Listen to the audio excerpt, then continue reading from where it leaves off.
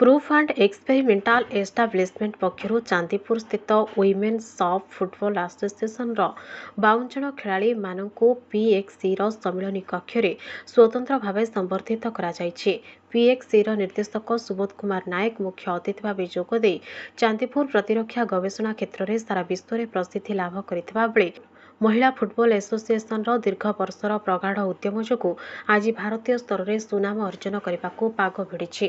प्रतिवर्ष शताधिक कुनि कुनि छात्र छात्री माने फुटबॉल खेलर प्रशिक्षण नहीं जिला राज्य और जातीय स्तर में फुटबॉल टीम रे सामिल हुए टीम को स्वर्ण रौप्य और ब्रोंज पदक आनी एपरिक जातीय स्तर में सुनाम अर्जन कर सरकारी चाकरी कले। महिला खेलाड़ी एक चेंजिंग रूम खूब शीघ्र जोगाई दिज्व उल्लेख करने association आवाहक Sadiq Ali Khan coach M Bapi निष्ठापर प्रयास जो 2010 मसीह 2024 मसीहा मध्य बहु गरीब परिवार छात्र छात्री माने फुटबॉल खेलने को आग्रह प्रकाश करुवा दर्शाई।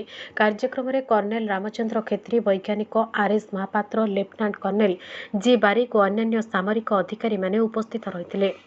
यह अवसर में वरिष्ठ फुटबॉल खेलाड़ी तथा वुमेन्स सॉफ्ट फुटबॉल एसोसिएशन आवाहक सादिक अली खान को जीवनव्यापी फुटबॉल खेल प्रति अवदान पीएक्सई पक्षर स्वतंत्र मानपत्र प्रदान करा जाय। कार्यक्रम में वरिष्ठ कोच एम बापी और महिला कोच कविता कर प्रमुख सहयोग करथिबा बेले पीएक्सई वरिष्ठ अधिकारी अभ्युत महापात्र मंच परिचालना और अतिथि मानक परिचय प्रदान करथिले। सुबोध कुमार नायक डायरेक्टर पीएक्सी आमर ये सोशल आउटरीच प्रोग्राम तरफ आज आम जो वुमेन्स फुटबॉल एसोसिएशन अच्छी चांदीपुर रे तांकू फेलिसिटेट करिचु एवं किछि स्पोर्ट्स आइटम भी देइचु।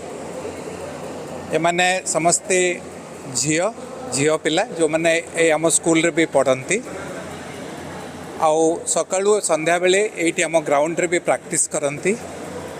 तापरे से माने आमर जो स्टेट लेवल एवं नेशनल लेवल रे भी खेलुछंती आउ गोटाए मेडल प्राइज ट्रॉफी आदि आणुछंती। तांको भितरे गोटे खेलिबार जिज्ञासा अच्छी ताको आम प्रोत्साहन देवाक चेष्टा करूछु। आ मु चाहिबी जे जो माने भी यही अनुक्रम रे पदक्षेप नेबे निश्चय सफलता हासिल करेंगे। ये आमर ये चांदीपुर स्टेशन तरफ आमर यहाँ गोटे प्रोत्साहन। धन्यवाद।